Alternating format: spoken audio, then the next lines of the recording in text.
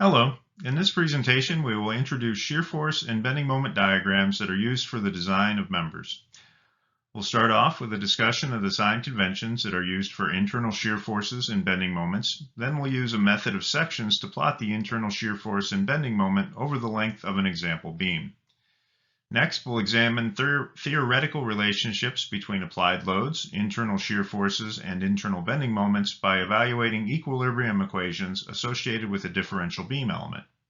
After that, we'll introduce a set of rules that can be used to draw shear force and bending moment diagrams more quickly than by using the method of sections. And finally, we'll conclude by using those rules to draw the shear force and bending moment diagrams for the example beam. The image shown here illustrates the sign conventions that we'll use for internal axial force, shear force, and bending moment for a two-dimensional member. We will treat an axial force as positive if it causes tension in the member. We will treat a bending moment as positive if it causes compression in the top fiber of the member. And we will treat an internal shear force as positive if it acts downwards on the right-hand end of a segment and if it acts upwards on the left-hand end of the segment. Another way of looking at shear forces is to say that they're acting in the positive sense if they tend to cause the segment to rotate in a clockwise direction. Note that these sign conventions are not hard and fast, and that different sign conventions are often employed for different applications. For example, when we work with columns, we typically take an axial force as positive when it causes compression and negative when it causes tension, since a column is expected to carry compression in most cases under gravity loads. As another example, compression is often taken as positive when working with concrete members, since concrete is stronger in compression than it is in tension. Finally, note that in different countries, bending moments are often taken as positive when they cause compression on the bottom fiber of the member instead of the top fiber. Also note that when you consider vertical members, the definition of a positive moment as causing compression on the top fiber breaks down, and instead one must select, somewhat arbitrarily, whether a positive moment is a moment that causes compression on the right side of the member or on the left side of the member. Consider the beam shown on this slide with supports at point A and C and a cantilever segment between points C and D. For sake of this discussion, we'll assume that the beam has no self-weight and without externally applied loads starts off as perfectly straight. When a load is applied at point B between the supports, the beam tends to assume a concave up deformed shape, or positive curvature, between the supports at points A and C. This is referred to as positive bending, since the top of the beam would be in compression. This is sometimes referred to as a sagging moment, since it corresponds to a sagging beam. Note that the cantilevered segment of the beam between points C and D remains straight. It is no longer horizontal, it has moved, rotating upwards, but it is still straight.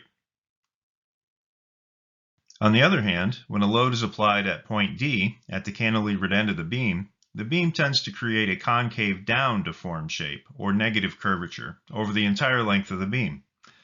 This is referred to as negative bending, since the bottom of the beam is in compression now. A negative moment is sometimes referred to as a hogging moment because the deflected shape of the beam resembles the shape of a hog's back. If both loads are present at the same time, then part of the beam will be in positive curvature and part of the beam will be in negative curvature. The point at which the curvature changes sign is called an inflection point, and the bending moment is theoretically zero at this point. Note that it isn't the sign of the deflection that's critical in this context, it's the sign of the curvature that's important. In general, when we're presented with a beam problem like this, our goal is to design or assess the beam for the largest stresses. We can calculate the normal stress and the shear stress, and we know that the largest normal stresses occur at the top and bottom fibers of the beam, and that the maximum shear stress occurs at the neutral axis. But where along the length of the beam are the shear force and the bending moment the largest? That is a question that we're hoping to answer. The first step is to solve for the reactions of the beam. If the beam is statically determinate, like the one shown here, then we can use statics to solve for the reactions. We know that there are three equations of equilibrium for a three-dimensional structure. Recognizing that the sum of the forces acting on our beam in the horizontal direction has to be equal to 0, we can determine that the horizontal reaction at point A, R sub AX, is equal to 0. Next, the sum of the moments created by the forces about point A should also be equal to 0. From that, we can determine that the vertical reaction at point C, R sub C, should be equal to 26.07 kips. Next, the sum of the moments created by the forces about point C should be equal to 0 as well. From that, we can determine that the vertical reaction at point A, R sub A, should be equal to 8.929 kips. Finally, as a check, we can confirm that the sum of the forces acting on our beam in the vertical direction is 0, which gives us some confidence that the reactions are correct. What we're going to do next is create plots of the internal shear force and internal bending moment as functions of the location along the length of the beam. These plots are referred to as shear force and bending moment diagrams. These shear force and bending moment diagrams make it relatively easy to identify the maximum and minimum shear force and bending moments that we use to calculate stresses. I call the method that I'm going to use here the brute force method, though it might be better described as a method of sections. Using this method, we will systematically cut sections along the length of the beam, one section in between each of the applied concentrated forces and reaction forces. Then we'll use equilibrium to solve for the internal shear forces and bending moments. We'll start off by cutting a section through the beam somewhere between points A and B, at some arbitrary distance x from point A. When we do that, we have to include the internal actions that exist on the two cut faces. Using the sign convention that we discussed at the start of the presentation, we can include the shear forces V sub AB and the bending moments M sub AB. Note that even though one of the shear vectors acts upwards and the other acts downwards, they are both positive relative to the face upon which they act based on the sign convention that we discussed earlier. Also note that even though one of the moment vectors acts clockwise and the other acts counterclockwise, they are also both positive since they both act to create compression on the top fiber of the beam. Finally, note that I have not included the internal axial force on these cut faces since the axial force should be 0 and including it would clutter the free body diagram. To find the internal shear force and bending moment, we will consider equilibrium of either the portion of the beam to the left of the cut section or the portion of the beam to the right of the cut section. First, let's consider the portion of the beam to the left of the cut section. Note that the internal shear force and bending moment that we determine are valid only when the distance x is between 0 and 14 feet. When x is less than 0, the cut section would be off the beam to the left of the support at A, and when x exceeds 14 feet, the cut section would be to the right of point B, where the 25 kip force acts, and we would have to redraw the free body diagram. If we start with equilibrium in the vertical direction, we can solve for the shear force and find that V sub AB is equal to the reaction force at point A, or 8.929 kips. Next, we can take the sum of the moments about point X, about the cut section, to find that the internal bending moment is 8.929 times X. Substituting in values of x, we can find that the internal bending moment has a magnitude of 0 at point A, where x is equal to 0, and that the internal bending moment has a magnitude of 125 kip feet at point B, where x is equal to 14 feet. Finally, we note that the bending moment varies as a linear function of x between these 2 points. It's appropriate to point out that we're actually using two different sign conventions that work together. When we cut a section through a member and draw a free body diagram, we have to represent the internal member forces on the cut section. When we do that, we use the sign convention for internal member forces that is shown here on the left. However, when we write the equilibrium equations associated with those free body diagrams, we use a different sign convention, typically assuming that forces are positive if they act upwards, forces are positive if they act to the right, and that moments are positive if they act in a counterclockwise sense. So if we look at the shear force at the right end of the segment shown here, it would be treated as positive when we draw the free body diagram since it acts downward at the right end of a segment, but then it would be treated as negative when we write the equilibrium equations associated with that free body diagram because it acts downwards, which is opposite of what is defined as a positive force using the sign convention shown on the right. Similarly, The moment shown at the left end of the segment would be treated as positive when we draw the free body diagram because it tends to cause compression on the top fiber of the beam, but when we write our equilibrium equations, it would be treated as negative because it acts in a clockwise sense, which is opposite of what is shown as a positive moment using the sign convention shown on the right. Even though these two sign conventions are different and it can be confusing to use them together, they do work together, allowing us to solve for the internal actions in members. Now let's consider equilibrium of the portion of the beam on the other side of the cut section, on the right-hand side of the cut section. When we sum the forces in the y direction for the free body diagram on the right side, we find that the internal shear force is again 8.929 kips. And then when we take the sum of the moments about the cut section, we find again that the internal bending moment is 8.929 times x. I wouldn't typically consider equilibrium of the free body diagrams on both sides of the cut section. Considering the free body diagram on only one side or the other is sufficient for most problems. However, I did it this time to demonstrate that you get the same values for the internal shear and bending moments from both of the two free body diagrams. Thus, after you cut a section and draw the free body diagrams, you can choose to consider equilibrium for whichever side is most convenient. Next, we'll cut a section between points B and C and use the free body diagram for the portion of the beam to the left of that section to write expressions for the internal shear force and bending moment for values of x ranging from 14 feet to 28 feet. When we do that, we can use the sum of the forces in the y direction to find that the shear force, V sub BC, is equal to a negative 16.07 kips. And then we can take the sum of the moments of the forces about the cut section to find that the internal bending moment, M sub BC, is equal to minus 16.07 times x plus 350.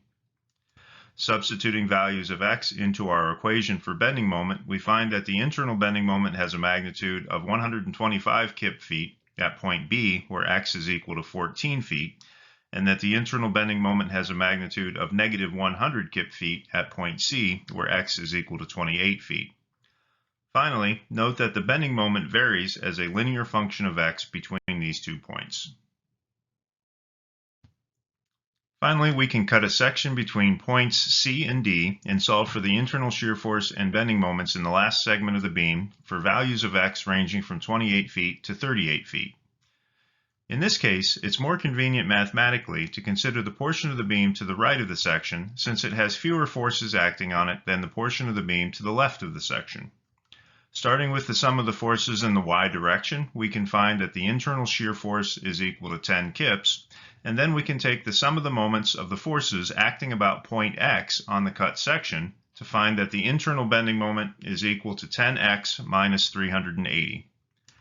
Substituting values of 28 feet and 38 feet for x, we find that m is equal to minus 100 kip feet at x equals 28 feet, and that m is equal to 0 at x equals 38 feet.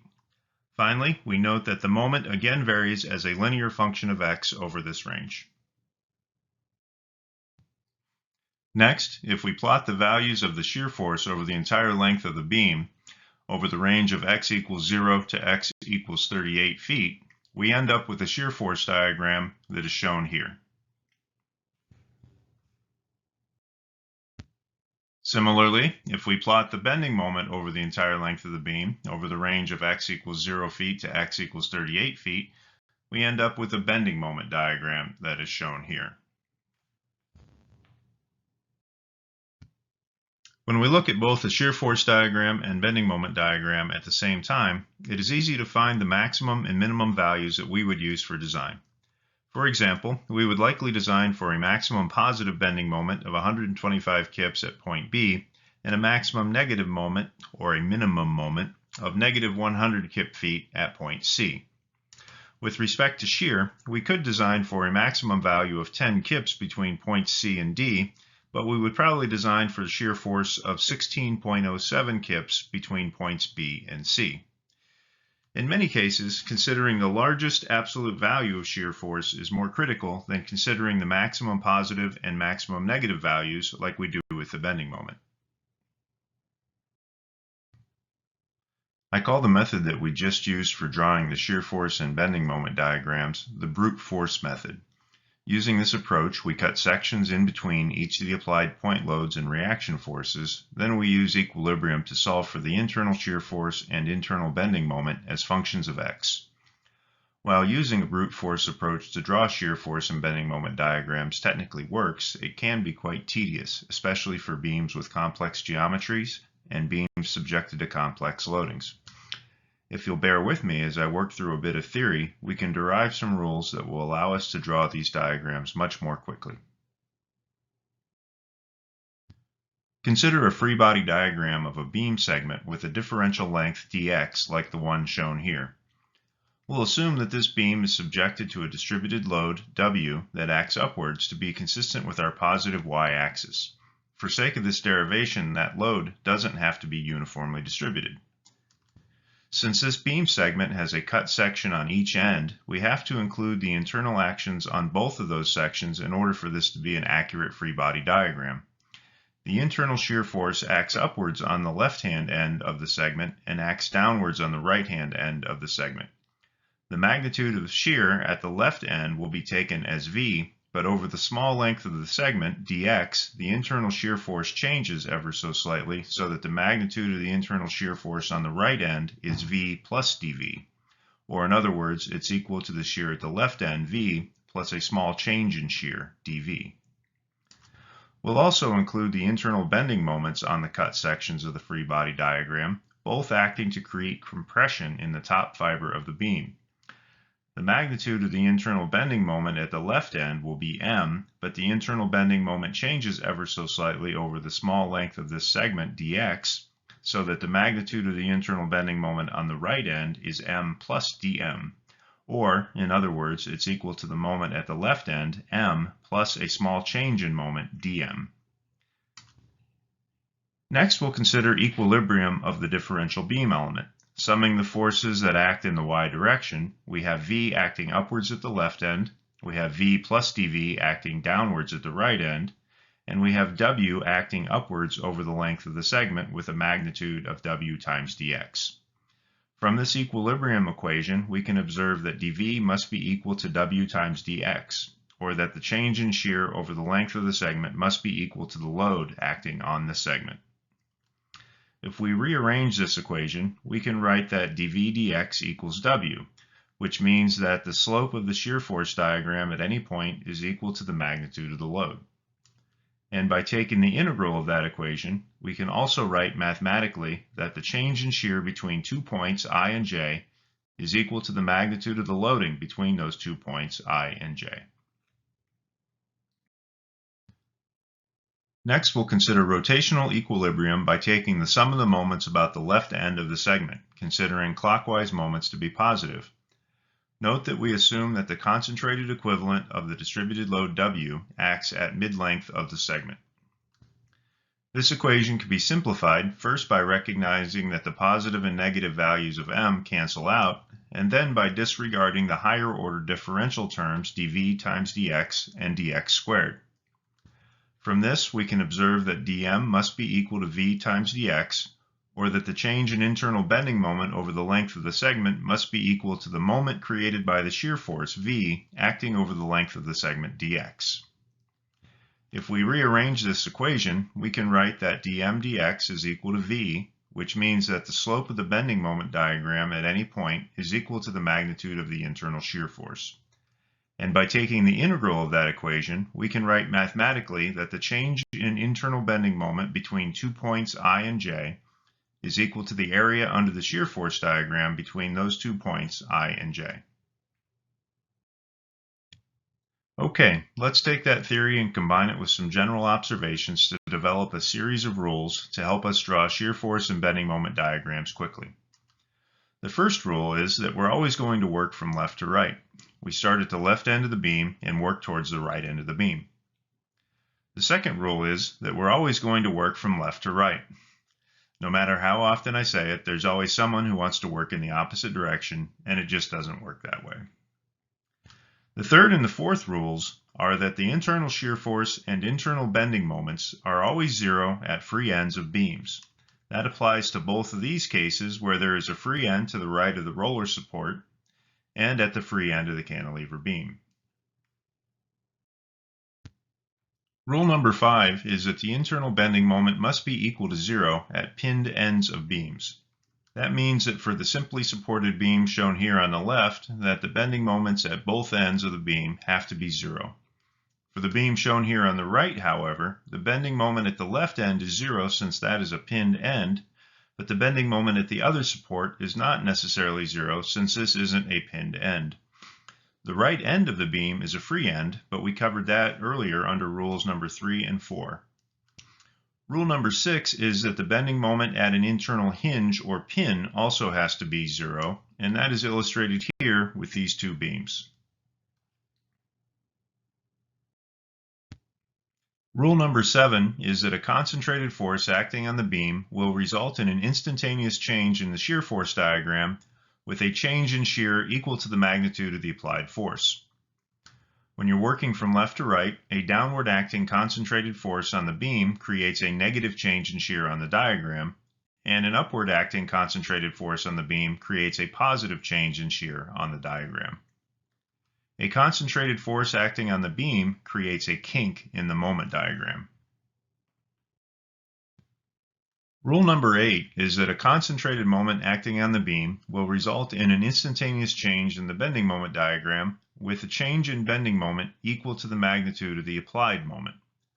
Further, when you're working from left to right, a clockwise concentrated moment acting on the beam creates a positive change in moment on the diagram, and a counterclockwise concentrated moment acting on the beam creates a negative change in the moment diagram. A concentrated moment acting on the beam has no effect on the shear force diagram.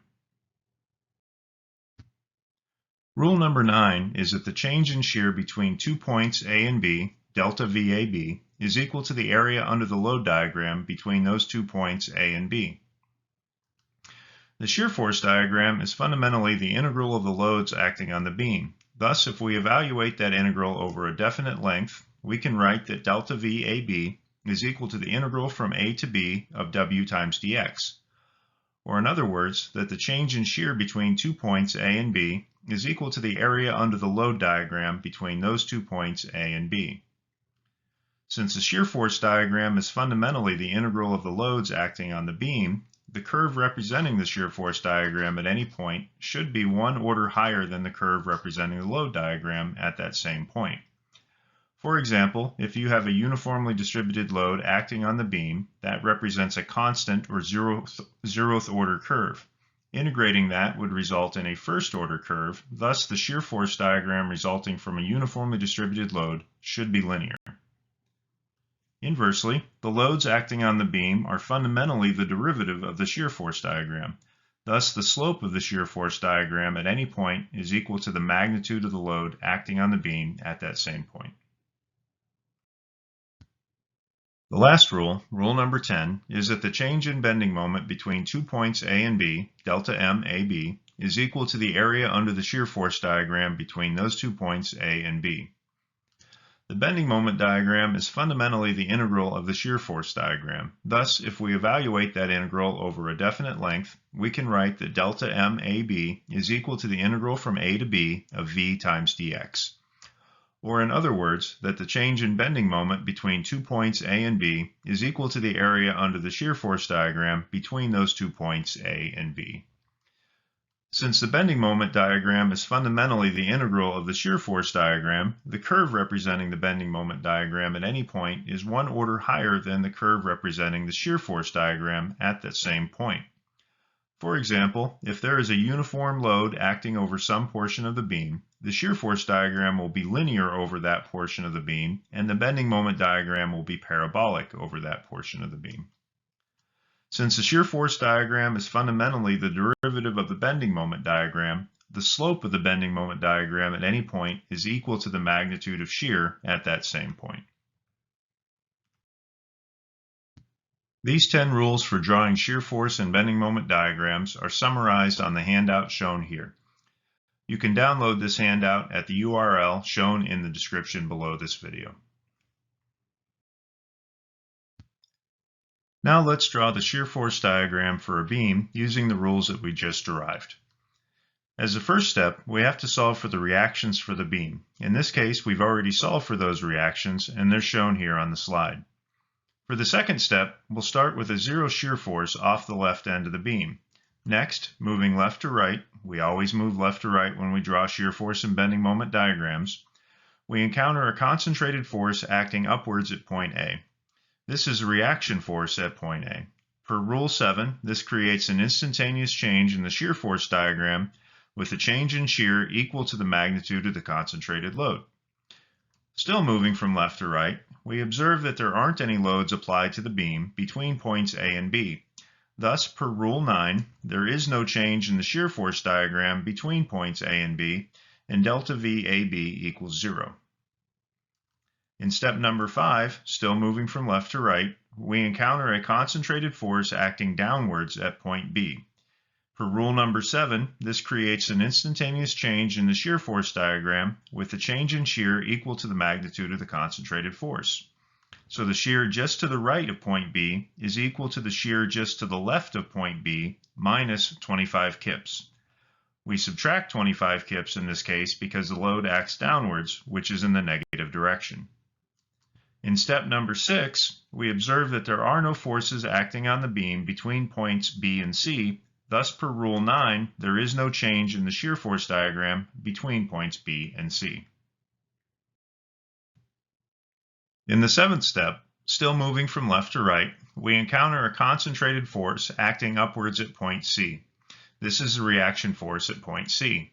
Per Rule number 7, this creates an instantaneous change in the shear force diagram with a change in shear equal to a positive 26.07 kips. In step number 8, we observe that there are no external forces acting on the beam between points C and D. Thus, per Rule 9, there is no change in the shear force diagram between points C and D. Still moving from left to right, we next encounter a concentrated force acting downwards at point D. Per Rule number 7, this creates an instantaneous change in the shear force diagram with a change in shear equal to a negative 10 kips. Again, the change in shear is negative because a concentrated force acts downwards, which is defined as negative. As a check, we observe that the shear force diagram closes. That is to say that it starts at 0 and it ends at 0. As another check, we also confirm that per Rule number 3, the shear force at the free end of the beam, point D, is 0. Next, we'll draw the bending moment diagram. At this point, we already have the reactions and the shear force diagram. We start the bending moment diagram with a 0 moment off the left end of the beam. Moving left to right, we encounter a concentrated force acting upwards on the beam at point A.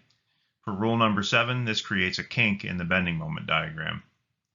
Still moving left to right, per Rule number 10, the change in bending moment between points A and B is equal to the area under the shear force diagram between points A and B.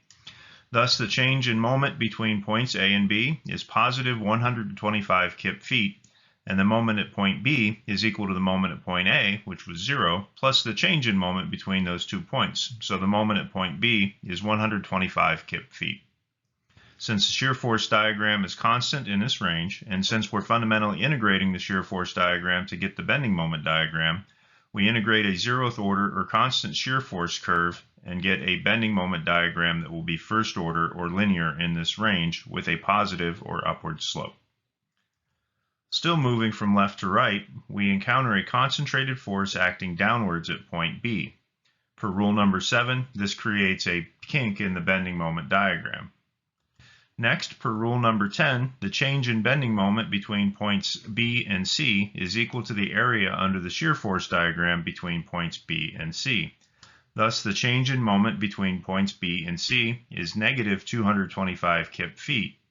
So the moment at point C is equal to the moment at point B, which was 125 kip feet, plus a negative 225 kip feet, which works out to be negative 100 kip feet. The shear force diagram is constant in this range, thus we're fundamentally integrating a 0th order shear force diagram, which will result in a first order or linear bending moment diagram in this range. Since the magnitude of the shear in this range is negative 16.07 kips, the slope of the bending moment diagram will also be negative 16.07 kips in this range. Still moving from left to right, we encounter a concentrated force acting upwards at point C. Per rule number 7, this creates a kink in the bending moment diagram. Next, moving left to right, the change in the bending moment between points C and D is equal to the area under the shear force diagram between points C and D. Thus, the change in moment is equal to a positive 100 kip feet, and thus the moment at point D is equal to the moment at point C, which was negative 100 kip feet, plus the change in moment between points C and D, which was a positive 100 kip feet, resulting in a bending moment at point D that is equal to 0. The bending moment diagram is linear between points C and D because the shear force diagram is constant between points C and D. Finally, we encounter a concentrated force acting downwards at point D. Per rule number 7, this creates a kink in the bending moment diagram. And this completes the bending moment diagram. As a first check, we observe that the bending moment diagram closes, meaning that it started at 0 and finishes at 0. As a second check, per rule number 5, we observe that the bending moment at point A, which is a pinned end, is 0. As a final check, per rule number 6, we observe that the bending moment at point D, a free end, is also 0. Next, we'll find the location of the inflection point. That is a point where the bending moment changes sign between points B and C. This is a point where the beam changes from a positive curvature to a negative curvature. To find the location of the inflection point, which we'll call out as point I, we first observe that the moment at point B to the left of the inflection point is 125 kip feet. Next, we'll define the distance x as a distance from that point, point B, to the inflection point, point I. We know that an inflection point is a point where the bending moment diagram crosses the 0 axis. Thus, the bending moment is 0 at an inflection point. We also know that the moment at point I is equal to the moment at point B plus the change in moment between points B and I.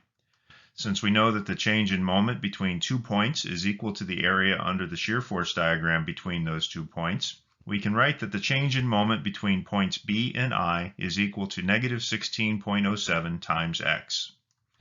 Thus, we can write that the moment at point I is equal to 125 kip feet plus a negative 16.07 times x, and we know that this must be equal to 0. Finally, we can solve for x and find that the inflection point is located 7.78 feet to the right of point B. All right, that brings us to the end of this presentation. I hope that you guys got something out of it. Be sure to check out other example problems that I have posted on YouTube, and I'll post some links to those on the end screen that follows and in the comments below. Thanks a lot.